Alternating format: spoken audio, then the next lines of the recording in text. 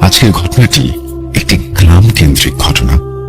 ঘটনার সূত্রপাত মুক্তিযুদ্ধেরও অনেক আগে, আনুমানিক 1950-1960-এর মাঝামাঝি কোনো একটা সময়ে ঘটনাটির সূত্রপাত হয়।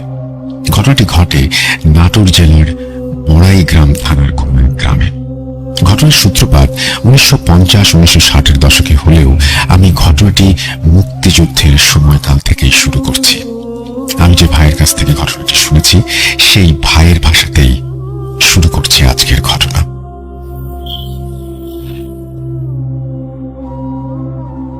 যুদ্ধ তখন শুরু হয়নি, চারিদিকে চলছে স্বাধীনতার চেতনায় মত্ত হয়ে চলার খেলা।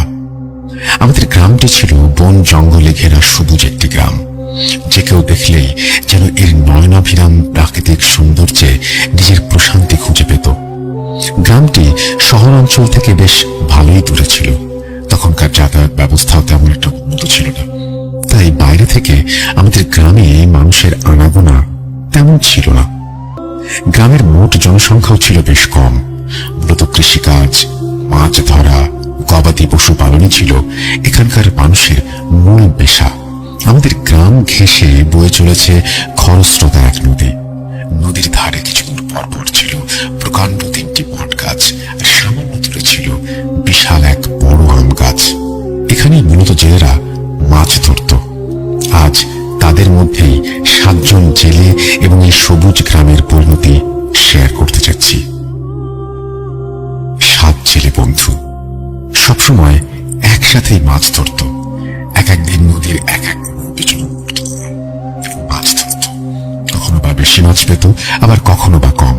এভাবেই তাদের জীবন দিব্যি কেটে যাচ্ছিল।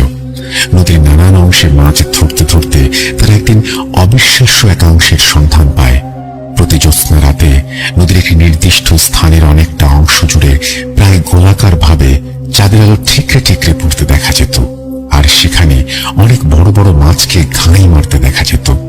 প্রথম কয়েকদিন অস্বাভাবিক ভাবে তারা সেখানে মাছ ধরতে যাবার সাহস করেনি, কিন্তু প্রায় প্রতি জ্যোৎস্না রাতেই যখন তারা একই ব্যাপার লক্ষ্য করতে থাকে, তখন তাদের মনে কিছুটা সাহস সঞ্চিত হল।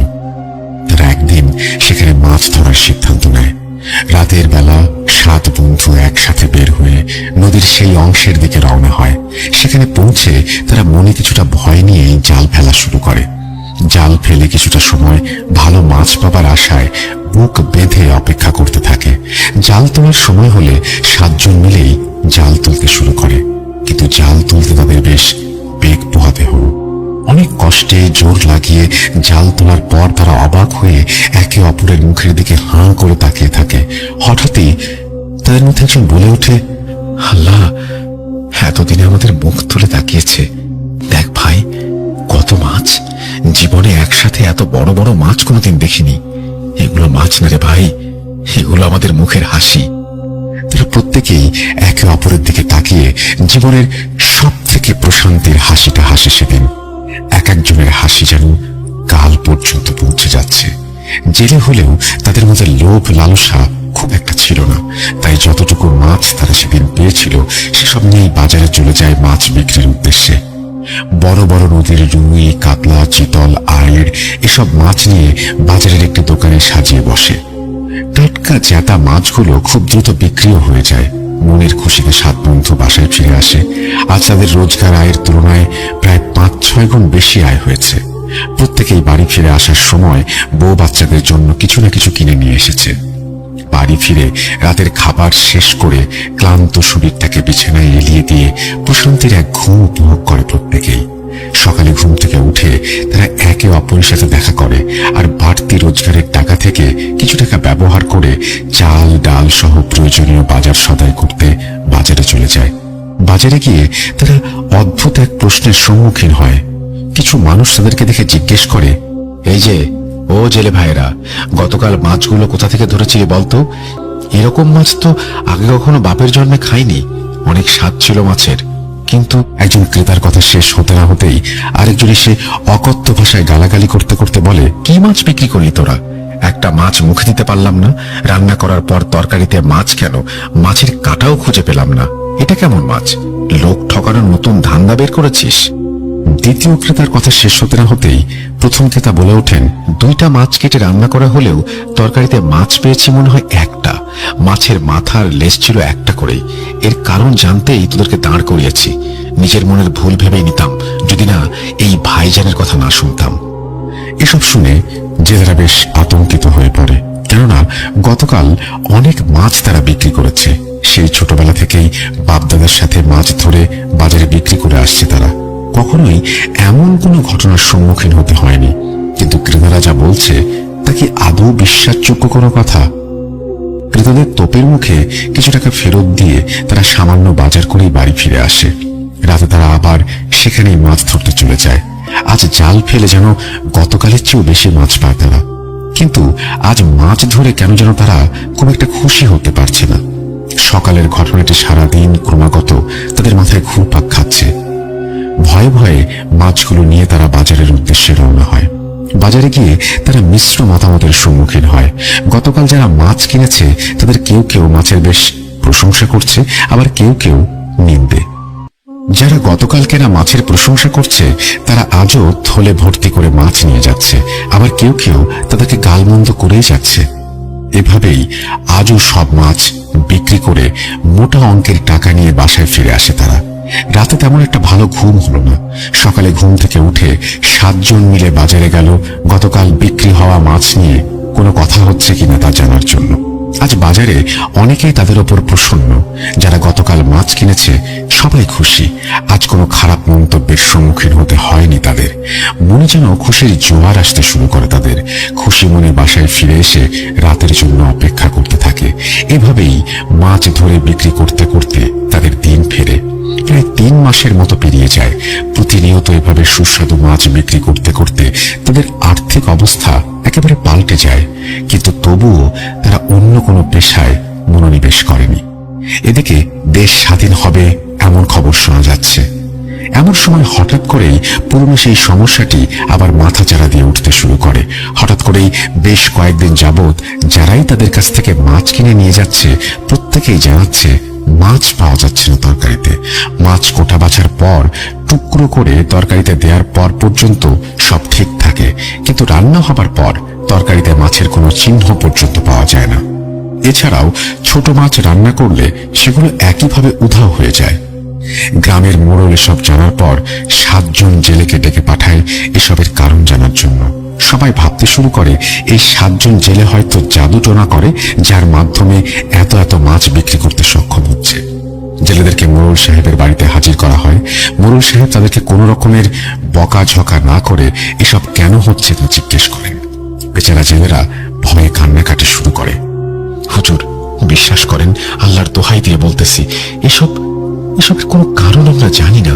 আমরা মাছ ধরি আর বিক্রি করি, কিন্তু এসব কেন হচ্ছে আমরা জানি না। আর আমরা কোনো জাদুটনাও করিনি। আমরা সৎ পথে ব্যবসা করি, আল্লাহকে ডরাই। ওপরে আল্লাহ আছে, সবই দেখেন আল্লাহ। আমরা কোনো অন্যায় করিনি, আমাদেরকে ছেড়ে দেন। জেলের কথা শুনে মোড়ল জিজ্ঞাসা করেন, আচ্ছা, তোমরা যে মাছ ধরো তা কি কখনো নিজেরা রান্না করে দেখেছো, নাকি সব মাছ বিক্রি করে দাও? উত্তরে জেলেরা জানায় তারা সব মাছই বিক্রি করে দেয়, নিজেদের খাবার জন্য কোনো মাছ রাখে না। এটাই তাদের একমাত্র জীবিকা। জেলেদের কথা শুনে মোড়ল সাহেব বলেন, আজ রাতে মাছ ধরে শুধুমাত্র 7টি বড় মাছ যেন তারা বিক্রি না করে নিজের বাড়িতে নিয়ে যে রান্না করে খায়। যদি কোনো সমস্যা না হয় তাহলে ঠিক আছে, আর সমস্যা হলে এর কারণ জানার প্রয়োজনীয়তা আবশ্যক। জেলেরা মোড়ল সাহেবের কথা শুনে সেখান থেকে চলে আসে আর রাতের জন্য অপেক্ষা করতে থাকে। সেদিন রাতে তারা মাছ ধরে 7টি বড় বড় মাছ নিজেদের খাবার জন্য নিয়ে আসে। তারা কেটে বেছে রান্না করার পর তাদের পরিবারের প্রত্যেকেই সেগুলো স্বাভাবিকভাবেই খেতে পেরেছিল। পরদিন সকালে মোড়ল সাহেবকে গিয়ে তারা সব জানায় এবং প্রমাণস্বরূপ মাছের 7টি মাথা আর কিছু কাটা নিয়ে আসে। মোড়ল কিছুক্ষণ চুপ থেকে তাদের জিজ্ঞাসা করেন, আচ্ছা বলতো, তোরা কোত্থেকে মাছ ধরিস? তোরা তো প্রতিদিন মাছ বিক্রি করিস, কিন্তু প্রতিদিন এত বড় বড় আর এত বেশি মাছ তোদের কাছে থাকে না, কারণ কি? উত্তরে জেলেরা বলে, প্রতি পূর্ণিমা রাতে তারা নদীর মাছ বরাবর এক জায়গা থেকে মাছ ধরে। সেখানে শুধুমাত্র পূর্ণিমার রাতে একটি বিশাল জায়গা জুড়ে আলো ছড়িয়ে পড়ে। শুধুমাত্র সেই পূর্ণিমা রাতেই বিশাল আকৃতির মাছগুলো পাওয়া যায়। তাদের কথা শুনে মোড়ল সাহেব মনে মনে ভাবেন জেলেরা হয়তো সত্যি কথাই বলছে, এখানে তাদের কোনো দোষ নেই। নিশ্চিত হবার জন্য মোড়ল সাহেব ওনার তরফ থেকে একজন লোক পাঠিয়েছিলেন শেষ যেদিন জেলেরা মাছ ধরতে গিয়েছিল সেদিন। মোড়ল সাহেব জেলেদের চলে যেতে বলেন আর মনে মনে জেলেদের বলা কথাগুলো নিয়ে ভাবতে থাকেন। তিনি পূর্ণিমা পর্যন্ত অপেক্ষা করার জন্য মনস্থির করেন। দেখতে দেখতে কয়েকদিন পার হয়ে যায়। একদিন সন্ধ্যায় মোড়ল সাহেব লক্ষ্য করেন আকাশে পূর্ণিমার চাঁদ জ্বলজ্বল করছে। সেদিন রাতেই তিনি জেলেদের ডেকে পাঠান। জেলেরা মোড়ল সাহেবের তলব পেয়ে চলে আসে তার বাসায়। মোড়ল সাহেব জেলেদের ডেকে বলেন, আজ তোরা মাছ ধরবি? যে জায়গা থেকে ওই মাছগুলো ধরতে বলেছিলি সেখান থেকেই ধরবি। আজ আমিও তোদের সাথে যাব। মাছ যতগুলো জালে উঠুক না কেন, আমরা 8 জন 8 প্রকারের শুধুমাত্র 8টি মাছই নিজেদের বাড়িতে এনে আজ রান্না করে দেখবো কোনো সমস্যা হয় কিনা। সবার এই সমস্যা নাও হতে পারে, কিন্তু একজনেরও যদি সমস্যা হয় তাহলে কি করা যায় তা নিয়ে ভাববো। তোরা বাড়ি যা, তোদের জাল পাতিল যা যা প্রয়োজন সব নিয়ে আবার আমার বাড়িতে আয়, এরপর একসাথে বের হব। জলদি যা। মোড়লের কথা শুনে জেলেরা বাড়িতে চলে যায় প্রয়োজনীয় জিনিসপত্র আনার জন্য। জিনিসপত্র নিয়ে মোড়লের কথা মতো আবার চলে যায় মোড়লের বাড়িতে। সেখানে গিয়ে তারা দেখতে পায় মোড়ল তাদের সাথে যাবার জন্য তৈরি হয়েই বসে আছেন। নদীর কাছাকাছি আসার পর তারা 8 জনই নৌকায় করে নদীর সেই জায়গায় চলে যায়। মোড়ল সাহেব সেখানে গিয়ে যেন নিজের চোখকে বিশ্বাস করতে পারছিলেন না। দেখতে পাচ্ছেন শুধুমাত্র একটি নির্দিষ্ট জায়গায় শুধু গোলাকার ভাবে চাঁদের আলো ঠিকরে পড়ছে। জেলেরা এসব দেখে অভ্যস্ত ছিল জন্য তারা কোনো প্রকার বিলম্ব না করে মাছ ধরতে শুরু করে। জাল ফেলার পর বরাবরের মতোই অপেক্ষা করে জাল তোলা হয়। আজও জালে ধরা পড়েছে অনেক মাছ, ছোট বড় মিলিয়েই। সব মাছের মধ্যে থেকে মোড়ল সাহেব 8টি মাছ নির্বাচন করে দেন 8 জনের জন্য। মাছ নিয়ে তারা বাড়ি ফিরে আসে। মোড়ল সাহেব বাড়ি ফিরে এসে মাছ কেটে বেছে রান্না করার পর দেখেন মাছ তরকারির কড়াইয়ে নেই। সম্পূর্ণ তরকারি অন্য পাত্রে ঢেলে দিয়েও মাছের কোনো চিহ্ন পর্যন্ত পাওয়া গেল না। সকালে জেলেরা আসে মোড়লের বাড়িতে। তাদের 4 জনের সাথে একই ঘটনা ঘটেছে, কিন্তু বাকি 3 জন মাছ খেতে পেরেছিল ঠিকই। এমন অবস্থায় মোড়ল সাহেব গ্রামের ইমামের শরণাপন্ন হন। ইমাম সাহেবকে সেদিন রাতের সব ঘটনা খুলে বলা হয়। ইমাম সাহেব সব শুনে বলেন, হতে পারে এটা কোনো জিন ঘটিত সমস্যা, আমি এখনই সঠিক বলতে পারছি না, তবে আমি সাবধান করে দিচ্ছি ওই জায়গা থেকে আর মাছ না ধরতে। সব শুনে মনে হচ্ছে একটা সমস্যা ওই জায়গায় অবশ্যই আছে। ওই জায়গার আশপাশ থেকেও মাছ ধরা ঠিক হবে না। অন্য কোথাও থেকে মাছ ধরে দেখা যাক সমস্যা হয় কিনা। সমস্যা হলে পরে কি করা যায় তা ভাবা যাবে। আর যদি সমস্যা না হয় তবে এই বিষয় নিয়ে আর বেশি এগোনো ঠিক হবে না। ইমাম সাহেবের কথা শুনে জেলেরা অন্য জায়গায় মাছ ধরতে শুরু করে। দেখতে দেখতে 4-5টি পূর্ণিমা অতিক্রম করে। সব একেবারেই স্বাভাবিক, আগের মতো কোনো সমস্যা হচ্ছে না। আর এই সমস্যা থেকে যেন গ্রামবাসী অবশেষে পরিত্রাণ পেয়ে গেল। কিন্তু গ্রামবাসী পরিত্রাণ পেলেও জেলেরা কি আসলেই পরিত্রাণ পেয়েছিল? এই প্রশ্নের উত্তর হচ্ছে না। বেশ কিছুদিন এভাবে চলার পর জেলেদের মধ্যে কেউ কেউ অদ্ভুত স্বপ্ন দেখতে শুরু করে। তারা দেখে স্বপ্নে কেউ একজন গম্ভীরভাবে অন্ধকারের ভেতর থেকে বলছে, মাছ ধরবি না? ধরতেই হবে। মাছ ধরা বন্ধ করা যাবে না। মাছ ধরা বন্ধ করলে তাদের জীবনের প্রদীপ নাকি বন্ধ হয়ে যাবে। সাথে তাদের পরিবারেরও। আগামী পূর্ণিমা পর্যন্ত সময় বেঁধে দেওয়া হয়। বাঁচতে চাইলে মাছ ধরতে হবে। এবং তারা আরো বলে, এভাবে চললে গোলা ভরা ধান, মহামূল্যবান রত্ন রাতারাতি ভাগ্য পাল্টে যাবে। তারা ভালো থাকতে চায় নিশ্চয়ই। যে 4 জন জেলের বাসায় রান্না হওয়া তরকারি থেকে সেদিন মাছ উধাও হয়ে গিয়েছিল, সেই 4 জন এই স্বপ্ন দেখতে শুরু করে। তারা একে অপরের সাথে এই ব্যাপারটি শেয়ার করলে বাকি 3 জন হেসে সব উড়িয়ে দেয় আর ভাবে এরা 4 জন হয়তো বা তাদেরকে ভয় দেখানোর জন্য এসব বলছে। কিন্তু না, পরদিন রাতে বাকি 3 জনও একই স্বপ্ন দেখে। এবার স্বপ্নে তাদেরকে একই ব্যাপারে অন্য কারো সাথে কথা বলতে কোনোভাবে নিষেধ করে দেয়া হয়। সবাই স্বপ্নটি দেখার পর বুঝতে পারেন এটি আসলে নিছক কোনো স্বপ্ন না, এর পেছনে কোনো না কোনো কারণ অবশ্যই আছে। কিন্তু কারণ যাই থাকুক না কেন, নিজেদের পরিবার পরিজনের সুরক্ষার জন্য তারা স্বপ্নাদেশ মানতে বাধ্য হয়। তারা পুনরায় স্বপ্ন দেখে এবং স্বপ্নে পাওয়া আদেশ অনুযায়ী কাজ করতে রাজি হয়।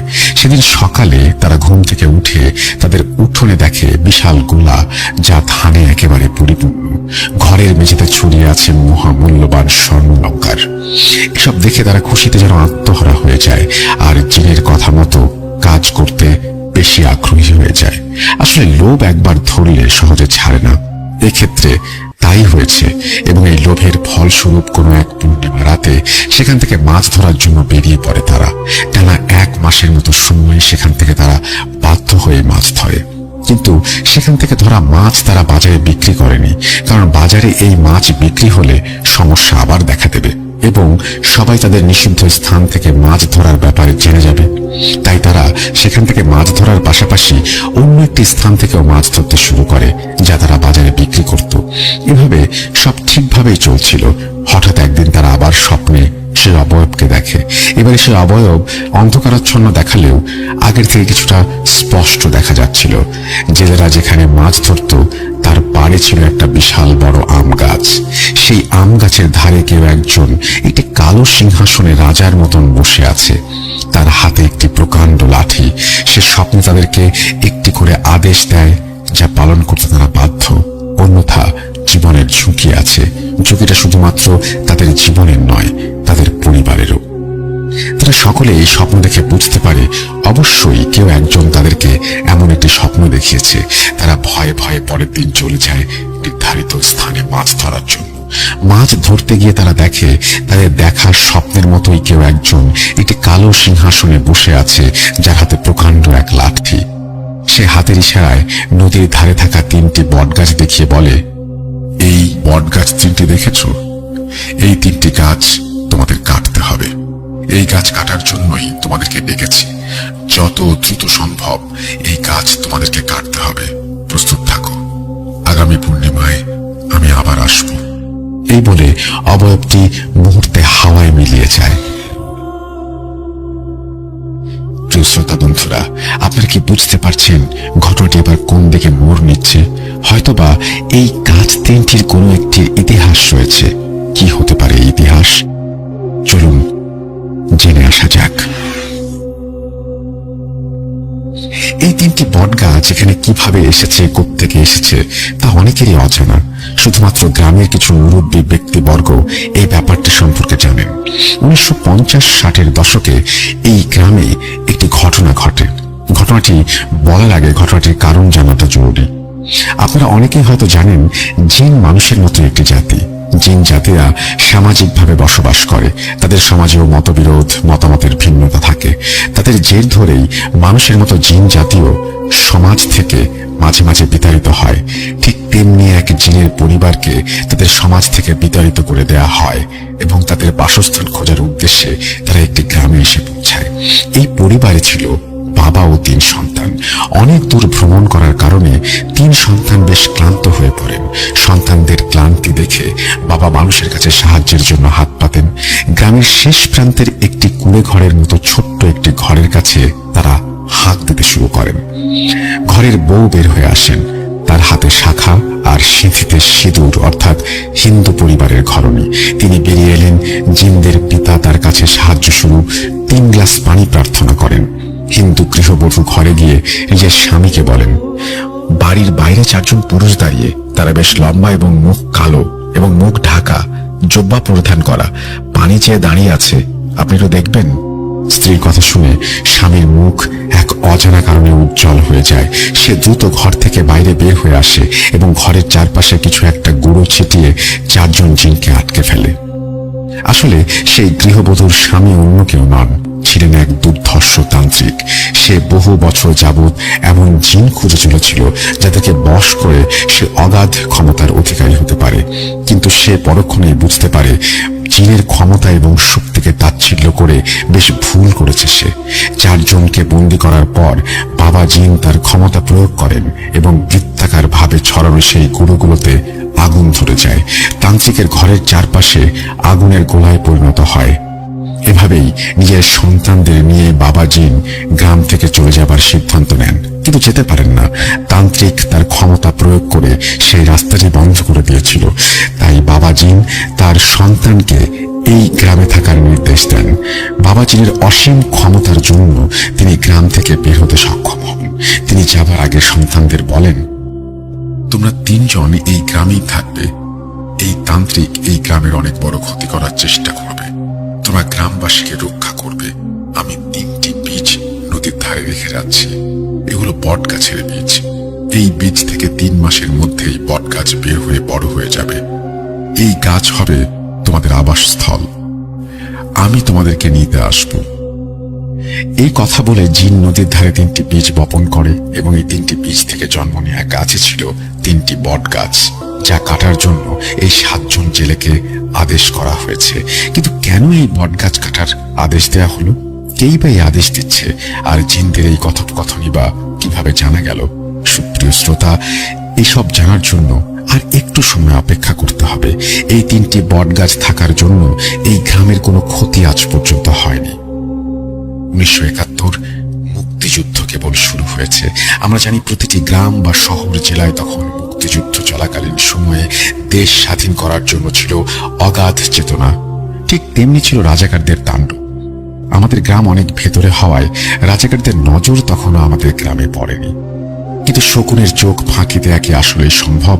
শকুন রূপী রাজাকারদের দল পাকিস্তানি সেনাদেরকে আমাদের গ্রামের খবর দিয়ে দেয়। তারা আমাদের গ্রাম আক্রমণ করতেও আসে। কিন্তু কোনো এক অজানা শক্তি যেন আমাদের গ্রামকে ক্রমাগত রক্ষা করে যাচ্ছিল।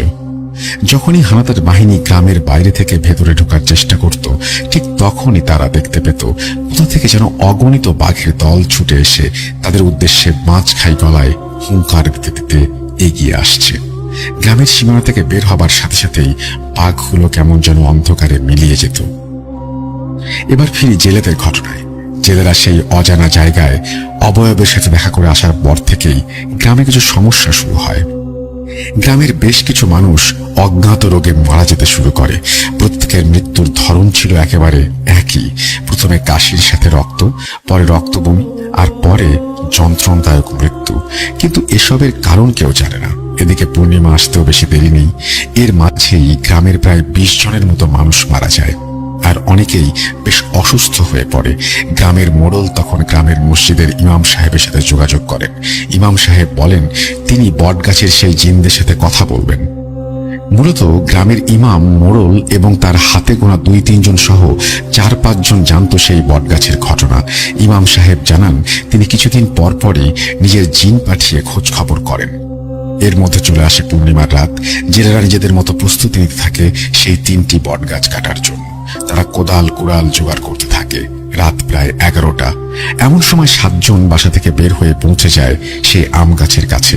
সেখানে গিয়ে তারা দেখে অন্ধকারাচ্ছন্ন আম গাছের ছায়ায় বসে আছে সেই অবয়ব, আর তাদের উদ্দেশ্য করে বলছে, তোমাদের হাতে থাকা এই সাধারণ কুড়ালগুলো কোনো কাজে আসবে না, এগুলো ফেলে দাও। এই কথা শুনে জেলেরা বলে, কুড়াল ফেলে দিলে গাছ কাটবো কে দিয়ে? তখন সেই অবয়ব তাদের কুড়াল ফেলে দিয়ে নিজেদের হাতের দিকে তাকাতে বলে। তারা হাতের কুড়াল ফেলে দিয়ে নিজেদের হাতের দিকে তাকিয়ে দেখে তারা সম্পূর্ণ স্বর্ণ তৈরি একটা কুড়াল হাতে ধরে আছে। তাদের মধ্যে 2 জনকে একটি গাছ কাটার নির্দেশ দেয়া হয়। বাকি 5 জনের মধ্যে থেকে 3 জনকে এবং 2 জনকে 2টি গ্রুপে ভাগ করে 2টি গাছ কাটার নির্দেশ দেয়া হয়। তারা গ্রুপ অনুযায়ী গাছ কাটার জন্য তাদের গোড়ায় সেই কুড়াল দিয়ে আঘাত করতে শুরু করে। আর সাথে সাথে যেন কাল বৈশাখের ঝড় শুরু হয়। সেই ঝড় যেন মানুষকে উড়িয়ে নিয়ে যাবার ক্ষমতা রাখে। অনেক বড় ভুল করছেন আপনারা। এখান থেকে চলে যান। এই গাছ কাটলে আপনাদের গ্রাম উজাড় হয়ে যাবে। ভালোভাবে বলছি, এখান থেকে চলে যান, নয়তো আমাদের ক্ষমতা ব্যবহার করতে বাধ্য হব। এসব শুনেও জেলেরা কোনো কর্ণপাত করেনি। তারা গাছ কাটা থেকে নিজেদেরকে বিরত রাখতে ছিল নারাজ। এরপর কি হয়েছিল তা গ্রামবাসীদের অজানা। 7 জন জেলেই এক রাতের ব্যবধানে উধাও হয়ে যায়। তাদেরকে কোথাও খুঁজে পাওয়া যাচ্ছিল না। তাদের খোঁজার জন্য তাদের স্ত্রী সন্তান রাস্তায় নামে। তারা গ্রামের এদিক ওদিক খুঁজতে থাকে। হঠাৎ এক সময় তাদের দেখা পাওয়া যায়, কিন্তু তাদের আচরণ ছিল অস্বাভাবিক। তারা গ্রামের ভেতর প্রবেশ না করে তাদের স্ত্রী সন্তানকে গ্রামের বাইরে এসে তাদের সাথে কথা বলার জন্য অনুরোধ করেছিল। জেলের স্ত্রীদের মধ্যে একজন ছিল কুরআনের হাফেজা। তিনি ব্যাপারটিকে স্বাভাবিক বলে মেনে নিতে পারছিলেন না। তাই তিনি উচ্চ স্বরে আয়াতুল কুরসি পড়তে শুরু করেন। সাথে সাথে গ্রামের সীমানার বাইরে থাকা 7 জন জেলে আকাশ বাতাস কাঁপিয়ে কানে হাত দিয়ে আর্তচিৎকার করতে থাকে। আয়াতুল কুরসি পড়া শেষ হলে তারা দেখেন সেই 7 জনের চেহারা ধীরে ধীরে পরিবর্তিত হচ্ছে। তারা কোনো মানুষ নয়, তারা দেখতে মানুষের মতো হলেও মুখগুলো ছিল মাছের মতো, এবং তারা সেখান থেকে চলে যায়। এসব ঘটনা জেলেদের স্ত্রী গ্রামের ইমাম সাহেবকে জানালে ইমাম সাহেব বলেন আজ রাতেই জিন পাঠিয়ে খোঁজ নেবেন তিনি। ইমাম সাহেবের কথা মতো রাতের বেলাতেই তড়িঘড়ি করে তিনি জিন পাঠান। সেদিন রাতে ইমামের পাঠানো জিনগুলো আর ফেরেনি। পরদিন মাগরিবের পর তারা ফিরে আসে এবং জানায় সেই 7 জন জেলেকে বটগাছে থাকা 3 জন জিন বন্দি করে রেখেছে, কারণ তারা এই গাছ কেটে গ্রামের অনিষ্ট ডেকে আনতে পারত। আর তারা তাদের কাজে ব্যর্থ হওয়ায় তাদেরকে যে বট গাছ কাটার নির্দেশ দিয়েছে সে প্রচন্ড ক্ষুব্ধ হয়ে জেলেদের স্ত্রী সন্তানকে মারার